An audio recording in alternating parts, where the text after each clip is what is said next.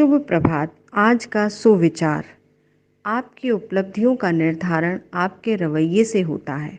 It is your attitude that determines your altitude. इसका अर्थ है मनुष्य अपने जीवन में अपने स्वभाव, विचार और व्यवहार से ही सब कुछ प्राप्त करता है। धन्यवाद। नमस्कार प्यारे बच्चों, आप इंतजार कर रहे होंगे कि आज आपके शब्दकोश में कौन सा नया वर्ड ऐड होने वाला है, आपकी डिक्शनरी में कौन सा नया शब्द ऐड ऑन होने वाला है। तो आपका इंतजार खत्म। आज का शब्द है हैंडल, HANDLE, हैंडल। बच्चों आइए अब हम इसका हिंदी में अर्थ समझ लेते हैं। संभलना, पकड़ना, नियंत्रण करना। अब हम इसे बोलना सीख लेते हैं। Pronunciation of Henle, HANDL, handle. बच्चों यहाँ पर ई साइलेंट है, HANDL, हैंडल। ई साइलेंट है जैसा कि अभी आपने दोबारा सुना है। अब हम इसका अंग्रेजी में मतलब समझ लेते हैं। बच्चों हैंडल को हम वर्ब की तरह यूज करते हैं। आइए डेफिनेशन जान लेते हैं इसकी।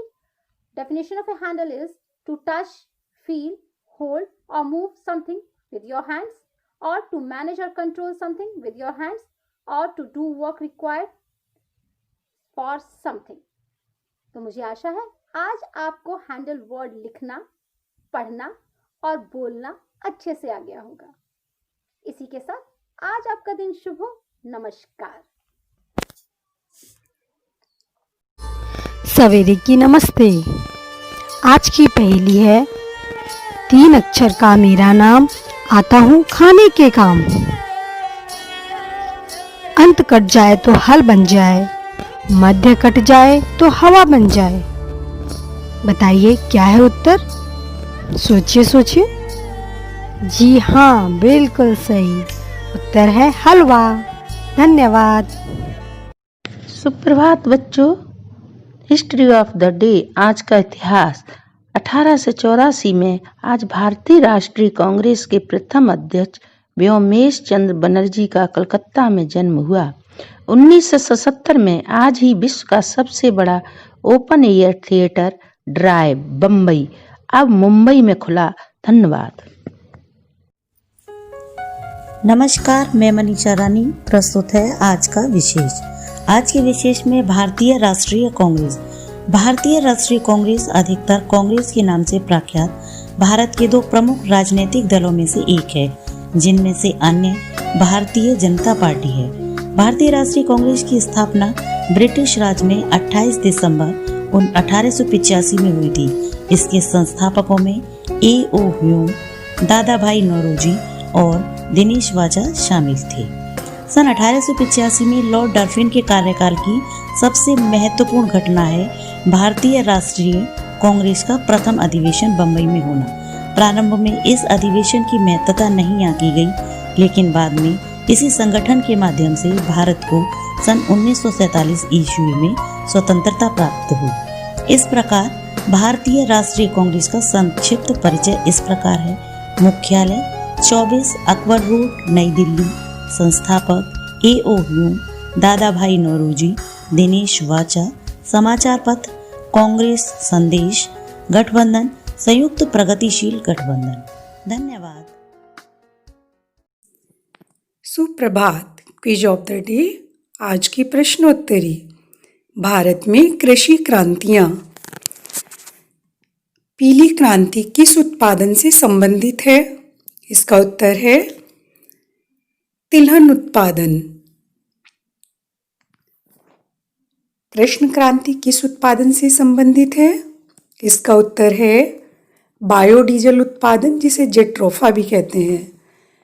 लाल क्रांति किस उत्पादन से संबंधित है? इसका उत्तर है टमाटर मांस उत्पादन। सुनहरी क्रांति किस उत्पादन से संबंधित है? इसका उत्तर है फल उत्पादन से। बादामी क्रांति किस उत्पादन से संबंधित है? इसका उत्तर है मसाला उत्पादन। धन्यवाद। यह विद्यालय सड़क किनारे फुटपाथ पे चलना, कभी राह में चलते पैदल, ईयरफोन पर ना गाना सुनना, दाएं बाएं देख के चलना। साइकिल और रोलर स्केटिंग साथ में हेलमेट जरूर पहनना, ध्यान रखो आते जाते तुम, चलती बस में कभी न चढ़ना, दाएं बाएं देख के चलना, सफर क्षणिक क्षण भंगुर जीवन याद सदैव या उक्ति रखना, तुम भविष्य इस अमर राष्ट्र के ट्रैफिक रूल्स का पालन करना, दाएं बाएं देख के चलना। धन्यवाद। गुड मॉर्निंग बच्चों, आज हम आपके सामने प्रस्तुत हुए हैं एक प्रेरक कहानी लेकर, जिसका शीर्षक है पछतावा। एक बार एक नौजवान ने बहुत मेहनत और ईमानदारी से पैसे जोड़कर एक कार खरीदी। वह कार की बहुत अच्छी तरह देखभाल करता था और उसमें शान से घूमता था। एक दिन रविवार को वह कार को रगड़ रगड़ कर धो रहा था, यहाँ तक कि कार के टायरों को भी चमका रहा था। उसका 5 वर्षीय बेटा भी उसके साथ था। बेटा भी पिता के आगे पीछे घूम घूम कर कार को साफ होने को देख रहा था। कार धोते धोते अचानक उस आदमी ने देखा कि उसका बेटा कार के बोनट पर किसी चीज से खुरच कर कुछ लिख रहा था। यह देखते ही उसे गुस्सा आया। वह अपने बेटे को पीटने लगा। उसने उसे इतनी जोर से पीटा कि बेटे के हाथ की एक उंगली ही टूट गई। दरअसल वह आदमी अपनी कार को बहुत चाहता था और वह बेटे की इस शरारत को बर्दाश्त नहीं कर सका। बाद में जब उसका गुस्सा कुछ कम हुआ तो उसने सोचा कि जाकर देखूं कि कार में कितनी खरोंच लगी है। कार के पास जाकर देखने पर उसके होश उड़ गए। उसे खुद पर बहुत गुस्सा आ रहा था। वह फूट फूट कर रोने लगा। कार पर उसके बेटे ने खुरच कर लिखा था, पापा आई लव यू। यह कहानी हमें यह सिखाती है कि किसी के बारे में कोई गलत राय रखनी नहीं चाहिए। यह गलत फैसला लेने से पहले हमें यह जरूर सोचना चाहिए कि उस व्यक्ति ने यह काम किस नीयत से किया है। धन्यवाद।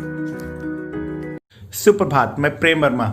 आज मोटिवेट योरसेल्फ का विषय है, कोई परिणाम आखिरी नहीं होता। दुनिया राय देने से नहीं, उदाहरण देने से बदलती है।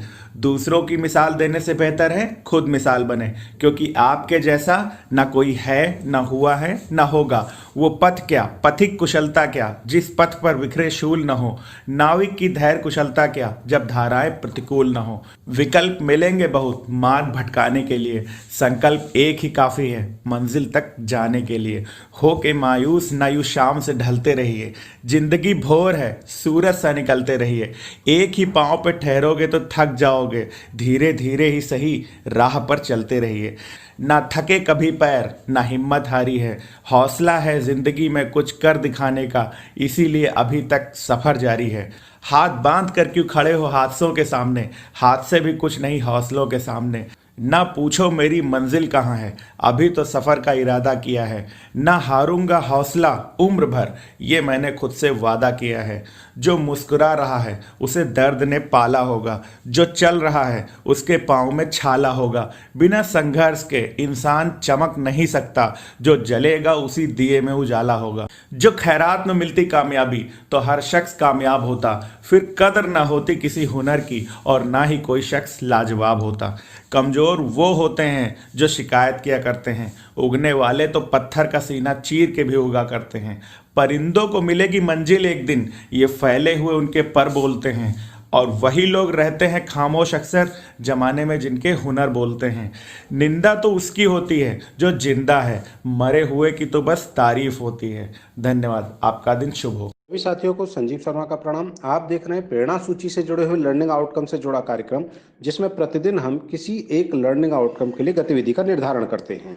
आज हम बात करने वाले हैं कक्षा 4 के गणित विषय के एलो कोड M414 के बारे में, जिसका विषय है सामान्य गणित एवं डेटा संधारण।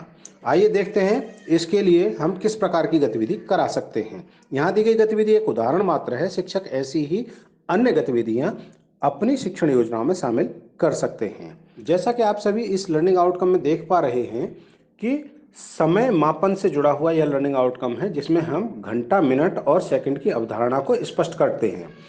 आप इसके लिए एक मॉडल घड़ी का हो और एक कैलेंडर आपके पास होना चाहिए। तो दोनों अवधारणाओं को अलग अलग स्पष्ट करें। पहली अवधारणा है माह, सप्ताह और दिन की, इसके लिए कैलेंडर का प्रयोग करें। और दूसरी है घंटा, मिनट और सेकंड के लिए, इसके लिए घड़ी के मॉडल का प्रयोग करें। जैसा कि आप चित्र में देख पा रहे हैं, घड़ी के कुछ मॉडल एक मॉडल को लेकर विभिन्न प्रकार के समय को दिखाने के लिए आप इस मॉडल का प्रयोग करें और छात्रों से कुछ प्रश्न करें, जैसे कि तुम सुबह कितने बजे जागते हो, तुम्हारा स्कूल कितने बजे लगता है, स्कूल की छुट्टी कितने बजे होती है, शाम को कितने बजे खेलते हो, रात को कितने बजे सोते हो। जब छात्र इन प्रश्नों के उत्तर आपको दे रहे हों तो प्रश्नों के उत्तर देते समय जो समय वो बताएं वह समय मॉडल में अवश्य दिखाएं और मॉडल में दिखाते हुए उस समय को बोर्ड पर भी अवश्य लिखें।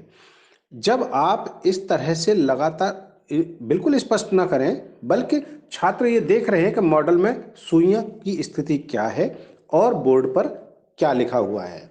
जब ये हो जाए तो फिर प्रश्न करें कि अब इसे जोड़कर देखते हैं कि आप कितनी देर जागते हैं और कितनी देर सोते हैं, और उसके बाद इनको जोड़कर दिखाएं कि तुम्हारे जागने और सोने का पूरा समय मिलाकर ये देखिए कुल समय कितना हो गया, 24 घंटे।